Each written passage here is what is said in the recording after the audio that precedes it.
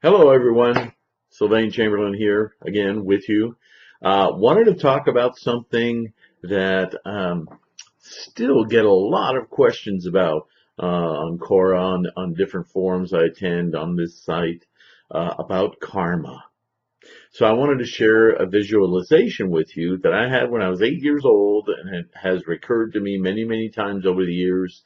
And I think it's helpful in understanding the relationship of energy, karma. Together are the same thing. Karma, you might say, is how energy functions. So, here we go. We'll start with Daimoku Sancho. Nam Myoho Renge Kyo. Nam Myoho Renge Kyo. Nam Myoho Renge Kyo. So, what is karma? I understand the confusion. There's a lot of voices out there vying for your attention, and a lot of interpretations depending on who's using the word. Are you a yoga practitioner? Are you a Hindu? Are you a follower of myriad different organizations and spiritual practices and even outright religious sects? Everyone's going to try to use that word in their own way. Actually, this is exactly what motivated Shakyamuni to meditate and come to his enlightenment so that he could straighten this whole mess out. In his day, the original Vedic texts had gone through so many hundreds of years of folklore creation and regional, what do we call it in the West? When there's folklore in your own area and they're just like believed little myths and so forth. So when a system comes in, the tendency is to kind of inculcate or add those things in there somewhere so they can have extra justification or whatever. So long story short, teachings over time, just like anything else, I'll tell two people, they'll tell two people, they'll tell two people. They just get muddied and various things get tacked on and infused, and the original meaning gets completely obliterated and goes all over the place. Sometimes it maintains some kind of tenuous attachment to the original thought, but it's really hard to get there. So, karma. One of the revolutions, and I don't take that word lightly, it's well documented that Buddha was actually had his life threatened and was attacked several times in different ways for promoting this idea of karma. In his day, the different sects, if you will, although I'm not sure that's the accurate word, but there are different schools of Brahmanism. Brahman was a status, not status, caste in India that exists still today. India is a very divided caste system country. If you're born to a shoemaker, then everyone in the family supports shoemaking, and that's what you will be. There is no chance for you to be anything else. That's what you are. That's what you always will be. And the Brahmins would tell you that that is your karma.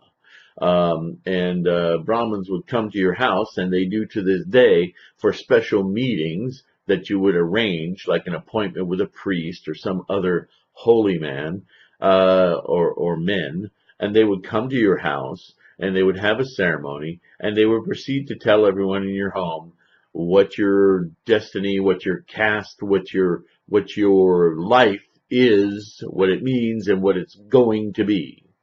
Um, a very strange kind of ringing in control for religious purposes. For religion, organized religion is generally about governance and control. So I don't think that's a surprise to anyone.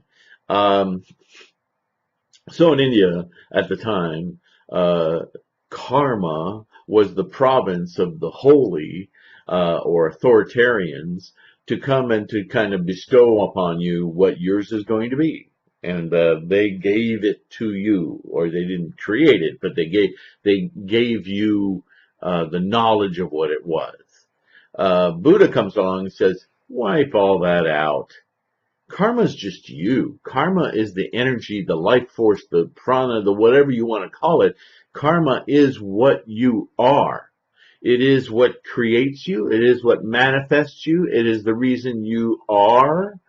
And you alone are experiencing your karma, and you alone therefore can influence it. Some of it can be easily modified. Some of it can be very difficult to modify, but it's all yours. It's all on you to make the effort. Nobody can tell you what your karma is. Nobody can tell you how you're going to live your life. Only you can decide that, and the voices in your own head. And while we're talking about voices in your own head, let's talk about how your mind works. And off we go into Buddhism. Okay? So Buddhism, the goal of Buddhism is to release us from our preoccupation with things and our attachments to our cravings, our desires. Now, there's a huge cosmology around this, and I have several videos about it on this channel. So I'm not going to dig deep into all of that, but that's enough for me to set up the energy equals karma discussion and this visualization, which I hope you'll find helpful. Now, this visualization isn't based on scientific experiment and exactitude of what things are. It's an experiential thought experience. It's a visualization. So use it as a tool. So I'm going to start out by asking you to visualize in your mind that the force, the energy, the thing that moves things. If you're scientific, dark energy. If you're a mathematician, the fundamental constant. Whatever you need to visualize this not primordial, but this primary, this a priori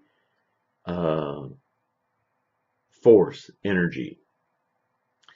And I want you to think about that, and I want you to visualize it as infinitesimal little points of light, photons. Again, this is a visualization, so don't correct me on what a photon is or isn't, okay? Just imagine in your mind this little twinkle, this infinitesimally small little twinkle of light, okay? That light representing fundamental energy, all right? Now, by itself, it's almost imperceptible. And I want you to view our entire universe. If you can get your mind around, and if you believe in the multiverse, then do that. The largest expanse that you can imagine. And imagine that it's all filled, albeit sparsely, with these little points of light. These little sparks, as maybe a Kabbalist would call it. And they're so sparse that as we look out into the night sky, we perceive it as dark, even though it's filled with these little sparks of light. But anyone who's looked into the night sky, especially if you live in unpopulated areas or watched television and seen representations or actual telescope images of our surrounding universe, you'll see that there are areas of completely dark areas with very faint little collections of light. And then there are things like nebula and gases, gas universes and galaxies and other things.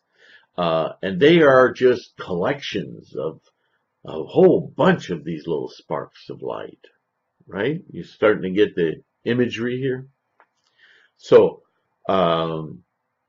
this visualization that I had started from the idea, just locally around planet Earth, that the Earth had an aura around it of concentration of this kind of a fog of little sparkles of light. Okay?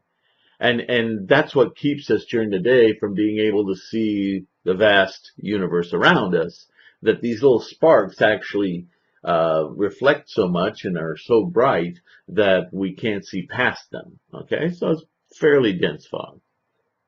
Now take that visualization further and start to see the earth, the trees, the grasses, the flowers, the birds as little concentrations of those sparks. Concentrated to the point where they kind of interrupt each other, giving out light, and become are these instantiations of a huge collection of these little sparks. And now simply take that the next step further to humans, where we are an intensely humongous collection of these little sparks of light coalesced into an experience. An experience, what is experience? Experience doesn't exist unless there's this perception of self. And that's where the perception of self comes from. This incredibly dense concentration of these particles of light. And every one of us, we don't share the exact same particles, but we are all particles nonetheless of light, of energy. And those particles that we are a dense manifestation of have their own characteristics and tendencies, albeit 99.9% the same, because we're all photons, right? Particles of light. Again, the visualization. We're all slightly collections of different things. Which is why as we look into the heavens, not everything is the same. There are stars, there are asteroids, there are planets, there are gases, there are dark matter, dark energy, things that are there, but we just don't know how to see them. But we experience them. Interesting. Each one of us is a concentration, an instantiation of that concentration of things. This is Ichen and Sanzen. This is the larger, this is karma, as you might hear, with a capital K. There is karma in general, energy. There is karma with a capital K that has a certain group, albeit humongous, huge, I love that word, humongous, gargantuan, you might say, collection of these sparks of light that have their own, each and every one, their own tendencies. And those tendencies manifest more or less in concert with the conditions they find themselves in. Certainly the condition of being on planet Earth and being born a human is a very specific condition. We don't see it everywhere in the universe, do we? We don't see it on stars and moons and asteroids and other things. We, so far, have only found it here. So how specific is that? So yes, in a way, you could say there's a tremendous amount of specificity to karma. But in another way, you have to realize that that specificity simply points to an incredibly precious moment. Any more granular than that, and we're getting into dissecting our particular momentum, our kinetic, our desires, our cravings. That's what Buddha was talking about when he talked about desires and craving. He was pointing to our tendencies as an amalgam of a huge, unfathomable, uncalculable amount of little tiny little momentum, little energy capsules of their own tendencies and conditions. One condition being you. So this is karma. Nobody can give you karma. Nobody can make karma. Okay? I had a lot of youth that I taught Buddhism to, that as youth will, especially boys, they'll get into fights with other, and women as well, but you do it differently. We get into competitions or anger or avarice, whatever motivates us. We get into these challenges with others, and somehow, as teenagers, every now and again, well, I'm going to be that guy's effect.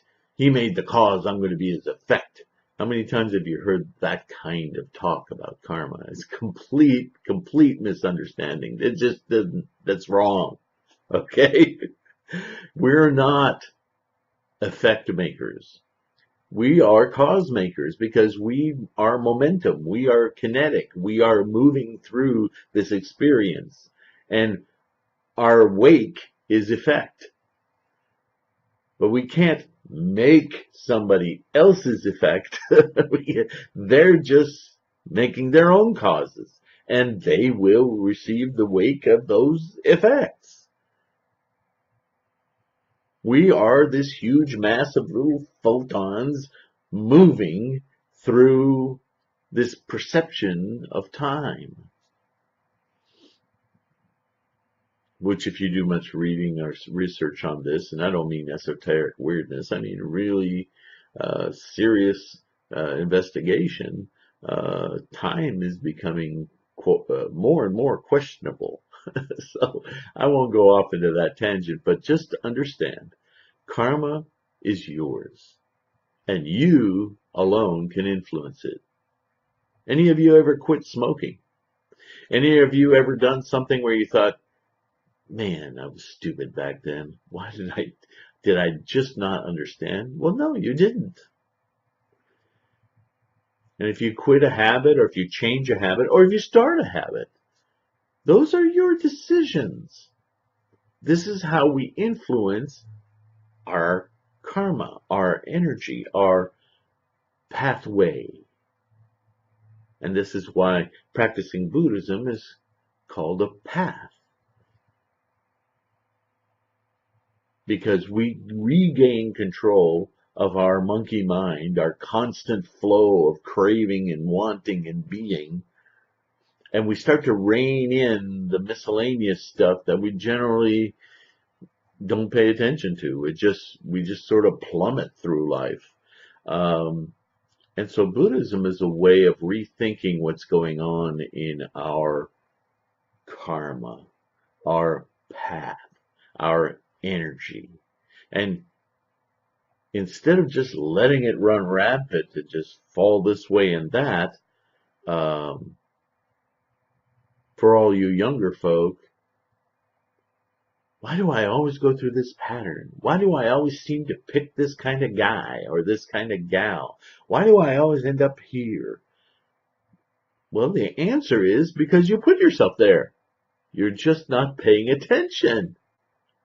Buddhism is a way of learning, training yourself to pay attention.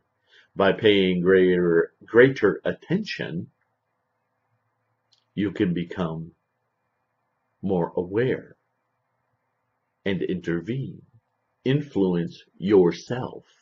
your path. I hope that helps you understand karma, that light, that fog of light, that concentration of light was a very powerful visualization to me at a very young age. And uh, honestly, I still come back to it.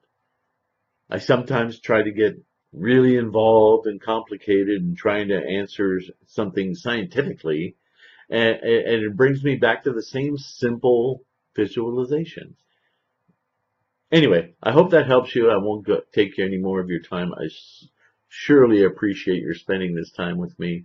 Um, and again, it's the end of the year, so Happy New Year. I hope my live video goes well tonight, and that as many of you as possible can somehow participate, listen, or just hear and participate. So, anyway, with that, I will chant Daimoku Sancho and close out this year with this last little piece of Buddhist education, or I hope it's education. I hope it helps you. That's the only reason I do this, okay? Take care. Nam Myoho Renge Kyo. Nam Myoho Renge Kyo. Nam Myoho Renge Kyo. And just to close, a shout out to all of you who support me either on Patreon at patreon.com/TLK, or those of you who've helped me on my fundraiser on Facebook, or just plain sent donations in the different avenues that I have. Your support means everything to me. And I can't even begin to tell you how much I appreciate you. I just, from the bottom of my heart, not only thank you, but appreciate that your support, not only does it help me, but hopefully with what I do with it, with these videos, with other things that I put online, my conversations, my presence, that I can somehow make Buddhism a more attainable, easy to practice, understandable way to live. It's not complicated. I know there's a lot of complicated literature out there, and the teachings can get really confusing. That's my whole mission in life, to simplify, because Shakyamuni's goal was to make this so simple anyone could do it. And I don't mean simple-minded. This is an intellectual effort, no doubt. But his effort was to make this his philosophy was that this was attainable by anyone, no matter what your situation in life, no matter where you find yourself. Enlightenment is already there. All you need to do is unveil it, reveal it. It's not something to go somewhere and go through some torture to attain, or something bequeathed to you. It's already there. You just don't see it some of the time. Some of the time you do. You may not recognize it, but you do. And with that, I'm going to close. I told you I'd keep this short, and I'm going to the stop button right now. Thank you. Thank you all.